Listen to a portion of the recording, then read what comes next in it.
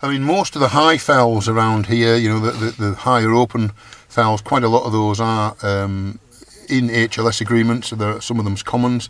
But a lot of the moorland that we see over to the right here and round behind me, sort of smaller blocks of moorland which are grazed by cattle, those are just in UELS and they don't have HLS prescriptions on them.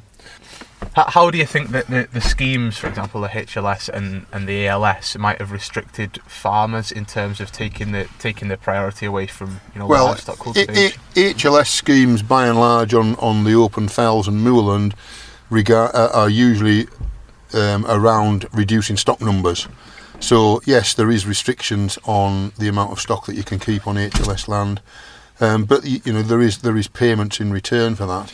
The UELS, or Uplands Entry Level Scheme, doesn't have the same restrictions. In fact, that actually has a minimum stocking rate, and that doesn't restrict quite as much the amount of stock that you can keep, although there are certain other restrictions like the amount of fertiliser and this sort of thing that you can do.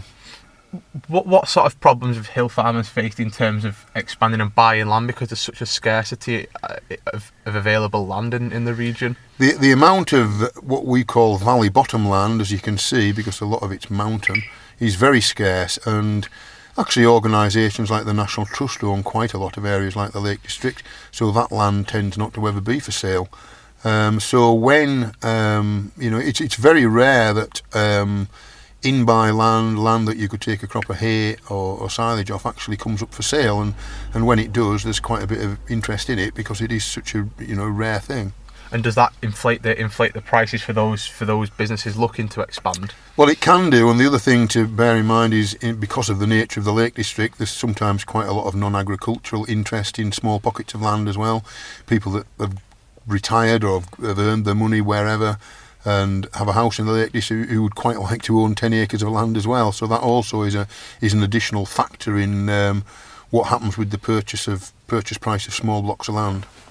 And then another thing that we maybe didn't kind of discuss, without going into too much detail, what are the kind of the profitabilities like on the hills and in Cumbria, and in terms of the profit margins that most farmers experience? Well, I'm not sure that there is such a thing as an average profit. I mean, certainly 2009, 10, 11, to a degree, part of 2012, although I think the three main years were 9, 10 and 11, profitability rose quite sharply, but from a very low base. But what we've seen starting last autumn in 2012 and carrying through into this year, the lamb price went down, cull ewe price went down, and certainly this autumn, breeding sheep sales, especially for the Swaledale draft ewes, have been significantly lower than they have been for the last 3 or 4 years. And do you feel that to a certain element, because of the nature of the business, and often a lot of animals are sold for store and that kind of thing, that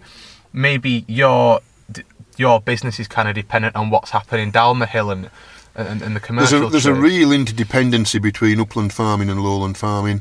I mean, upland farming depends on lowland farmers sometimes to buy their stock or to winter some of their stock, and equally the lowlands rely on the hill farms to supply some stock and actually send them sheep to winter.